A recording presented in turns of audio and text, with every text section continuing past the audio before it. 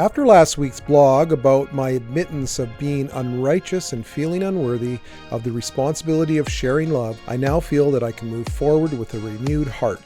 This week was both exciting and nerve-wracking all at the same time. I was excited that the 2 pallets of books arrived, and also feeling anxious about what the heck was I thinking with the number of books I ordered. I was also very anxious about whether readers will enjoy the book and understand the message.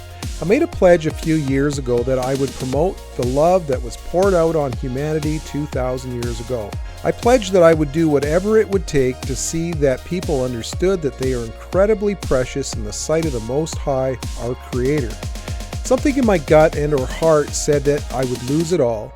The last part seems to have come into fruition as I'm literally starting my life over at 50-ish. It is so exciting to see how our Creator has been opening doors. I'm astonished at the miracle of life and look forward to helping people see past all the hate and anger in the world.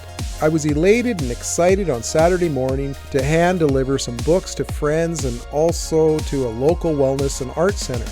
These deliveries were taking place across the lake on the east shore from the small town that I reside. It requires that I take a 35-minute ferry ride, and I usually sit in the ferry lobby for the journey across. There was something different on this day. I had my new book in hand.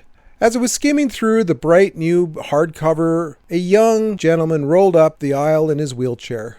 "That is quite the hot rod you're rolling," I said, trying to make light of his disability and, of course, to engage in conversation. "Yeah, it gets me around," he says with a smile.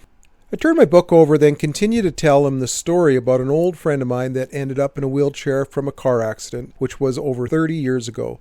He responds by telling me that his life-altering episode saved his life when he was just 19 years old. He recalls that he was on the road to destruction and how he had no choice but to acknowledge who the giver and taker of life is after his accident. He also mentioned that he has read a lot of inspirational literature, which gave me an opportunity to share what I was reading.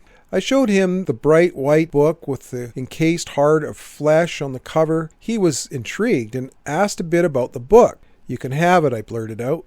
"I can see you haven't finished reading it yet," his assumption, as I originally had the book open somewhere near the last few pages. "I wrote it," I confess. "No way, really? Wow.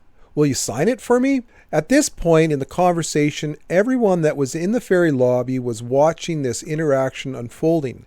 I did not have a pen, as this is a very new concept of signing books. A lady sitting at the bench 2 seats over had promptly offered a pen from her purse. I signed the book and continued to listen to the young man's testimony. Everyone in the lobby was fixated on his story, and I witnessed that tears were welling up in passengers' eyes. His name is Glenn, and his testimony is one that the travelers in the lobby would not soon forget. It was an innocent accident where he broke his neck on the bottom of a pool that he dove into many times before. You see, the book is a tool. It is what bridges my contact with you. It was not only designed to give people different interpretation of biblical scripture, but also to create common ground.